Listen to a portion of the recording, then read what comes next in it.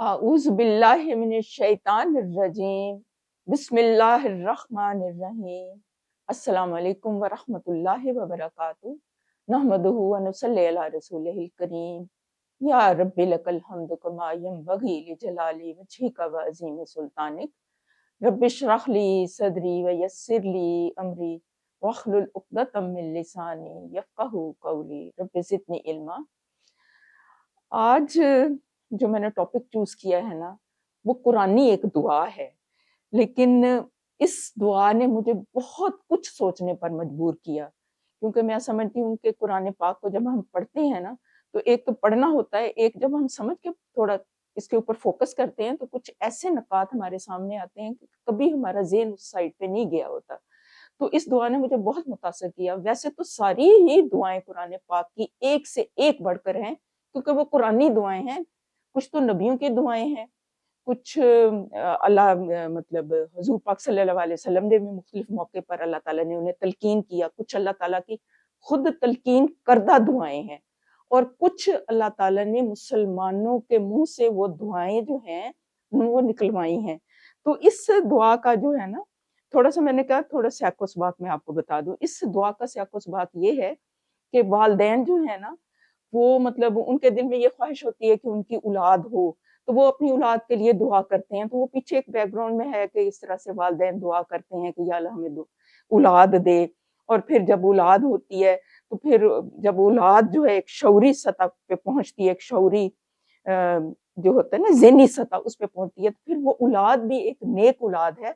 तो फिर उस नेक औलाद की क्या दुआएं हैं? ये वो दुआ है कि एक जब इंसान के क़ल्ब और रूह के अंदर अल्लाह ताला की मार्फत पैदा होती है, एक शऊर पैदा होता है, तो वो बाकायदा लिखा हुआ है कि 40 साल की उम्र में फिर वो मोमिन जो इंसान है ना, वो ये दुआ करता है।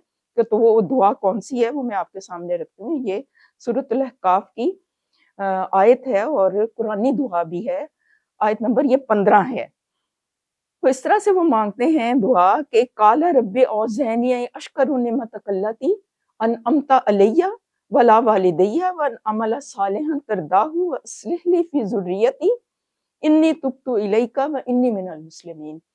इसकी तर्जुमानी कुछ ही यूं है कि वो इस तरह से दुआ कर रहे हैं कि इसने कहा कि ए मेरे रब, मुझे तौफीक दे कि मैं तेरी उन नेमतों का शुक्र अदा करूं जो तूने मुझे और मेरे वालिदैन को अता फरमाई। यानी नेमतों का शुक्र का जिक्र है पहले। और ऐसा नेक अमल करूं जिससे तू राजी हो जाए, और मेरी औलाद को भी नेक बनाकर मुझे सुख दे। मैं तेरे हुजूर तौबा करता हूँ और ताबे फरमान मुसलमान बंदों में से हूँ। इस तरह के लोगों से हम उनके बेहतरीन अमाल को कबूल करते हैं और उनकी बुराइयों से दरगुजर कर जाते हैं। अब देखें कि इसमें कुछ पॉइंट्स हैं, बहुत इंपॉर्टेंट पॉइंट्स हैं। अगर हम समझे, ज़ाहिर ये बिल्कुल एक सादा सी दुआ है, लेकिन इसमें इतना कुछ है ना, अगर हम इसको समझ लें और अपनी जिंदगियों के अंदर इसको अप्लाई कर लें, और हमारे भी कल्ब और रूह से इस तरह की दुआएं निकले, अल्लाह ताला हमें ये शऊर दे, ये समझ दे, ये फहम दे कि। और अल्लाह ताला ने बाकायदा बयान किया है कि वो जो है ना औलाद, वो जब 40 साल की उम्र में के करीब हो जाती है, तो इसका मतलब ये है कि अल्लाह ताला ने खुद इंडिकेट किया है कि इस उम्र में इंसान की शऊरी अक्ल की शऊर और पुख्तगी इतनी हो जानी चाहिए कि उसके अंदर ये शऊर आ जाए कि वो अल्लाह ताला से क्या मांगे। और असल मांगने वाली चीजें, ठीक है, हम ये मांगते हैं कि वसाइल मिल जाए, ये मिल जाए, मुलाजमत मिल जाए, ये भी इंसान मांगे अल्लाह से, इसमें कोई हर्ज नहीं है। हर दुनिया की नेमत आप मांग सकते हो, लेकिन लेकिन उसके साथ साथ अल्लाह ताला से ये तौफीक भी मांगनी चाहिए कि या अल्लाह, जो तूने मुझे बेशुमार बेहद बेहिसाब नेमतें अता फरमाई हैं, तो मुझे ये तौफीक दे मैं कि उसका मैं शुक्र भी अदा कर सकूं। और किस तरह से शुक्र अदा कर सकूं कि वो शुक्र भी मैं अदा करूं, और मेरे वालिदैन के जरिए से जो मुझे नेमतें मिली हैं ना, तो मैं उसका भी शुक्र अदा करूं। और वालिदैन के लिए भी इसमें दुआ है। और शुक्र जो है ना, इसको थोड़ा-सा खोल लेते हैं, क्योंकि हमने अमूमन हम जब पढ़ते हैं ना, तो हम ये भी बहुत सुनने में आता है, आपने भी बहुत पढ़ा होगा कि मोमिन का वजीफा क्या है, सब्र और शुक्र। तो इनके मफाहीम, इन इस्तिलाहात को बाकायदा समझना भी बहुत ज़रूरी है, ताकि हमें पता तो चले कि शुक्र होता क्या है और इससे मुराद क्या है, और अल्लाह ताला हमसे चाहता क्या है, और हम दुआएं कैसे करें, تاکہ ہماری زندگی میں برکت ہو اور اللہ تعالیٰ ہماری دعاؤں کو سنے، قبول کرے اور ہماری زندگی میں اس کے اثرات آئیں۔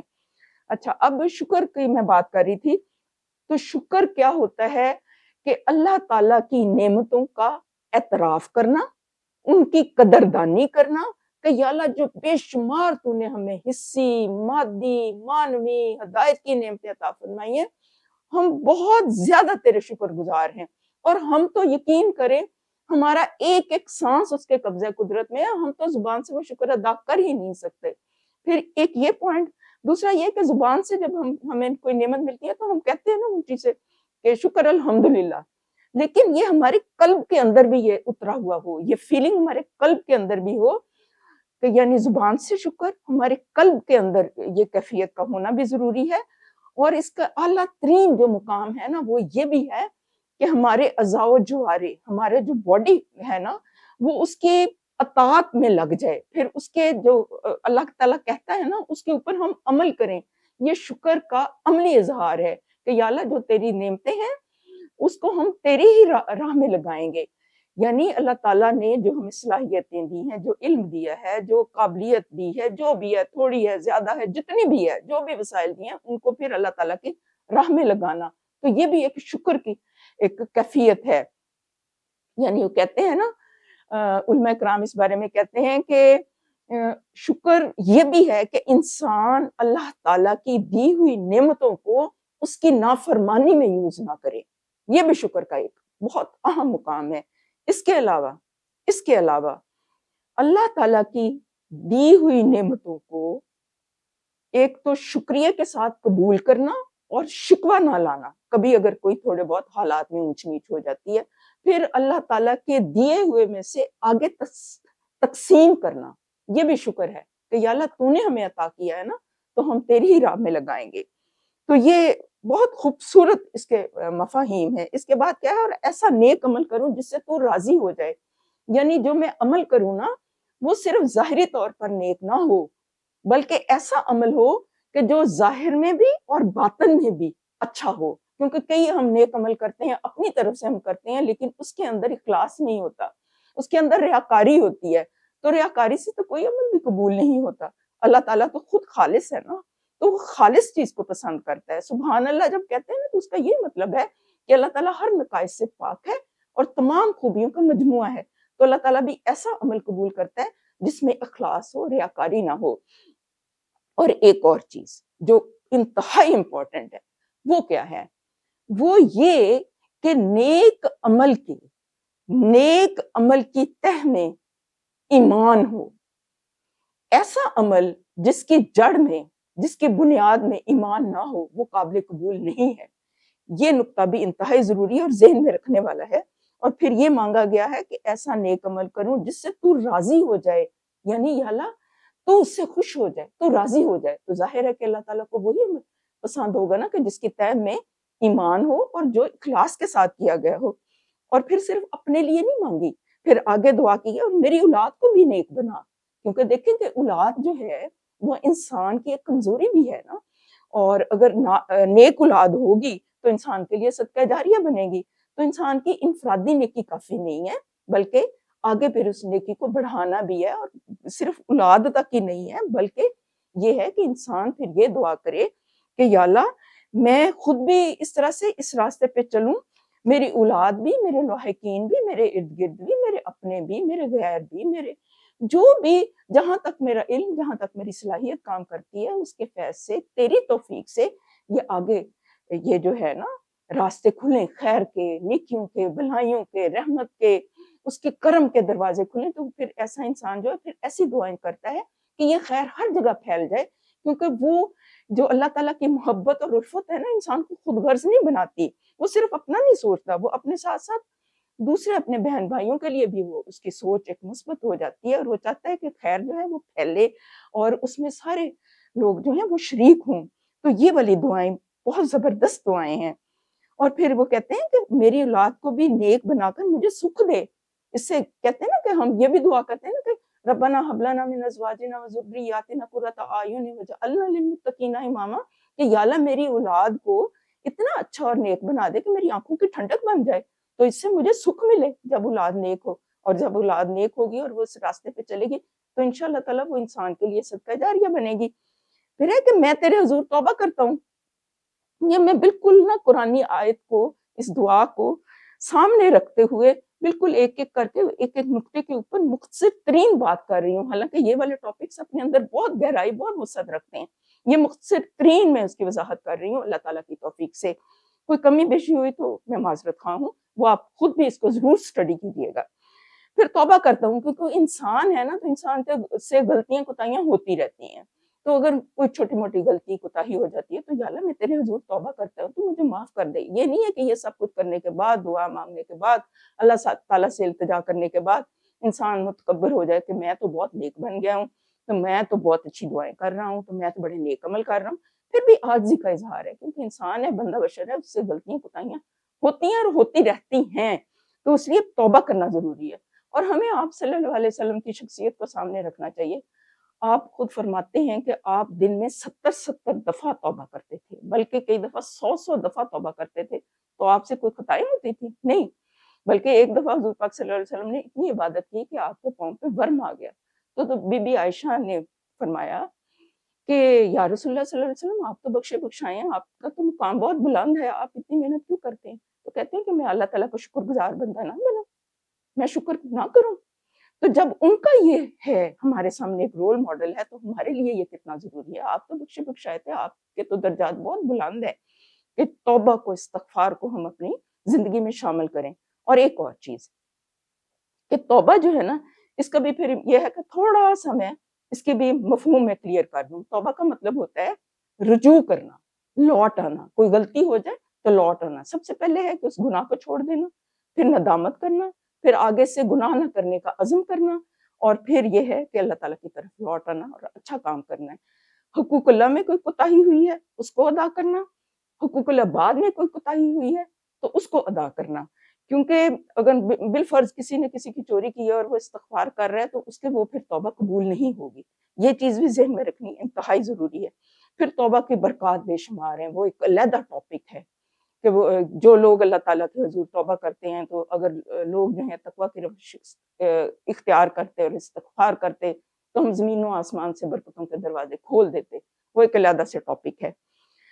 اور پھر وہ فرماتے ہیں کہ اور پھر وہ کہتے ہیں کہ اور توبہ، اور تیرے حضور توبہ کرتا ہوں اور تابع فرمان مسلم بندوں میں سے ہوں۔ اور یہ کہ جب بھی میں جو زندگی ہے، یہ جو میری معروضی زندگی گزر رہی ہے، یہ بھی میں اسلام کے اوپر گزاروں، اور جب میں اس دنیا سے رخصت ہوں تو اسی حالت میں میں رخصت ہوں، میرا خاتمہ بالایمان ہو۔ پھر اللہ تعالیٰ فرماتے ہیں کہ ایسے ہی لوگوں کے اعمال کو ہم بہترین حالت میں قبول کرتے ہیں اور ان کی برائیوں سے درگزر کر دیتے ہیں۔ یعنی اللہ تعالیٰ پھر چھوٹی چھوٹی چیزوں کو نہیں پکڑتے، وہ اللہ تعالیٰ اس کا مجموعی اچھا عمل دیکھتے ہوئے، اس کی یہ روش دیکھتے ہوئے، اس کی ذہنی حالت دیکھتے ہوئے اللہ تعالیٰ اس کے گناہوں کو معاف کر دیتے ہیں۔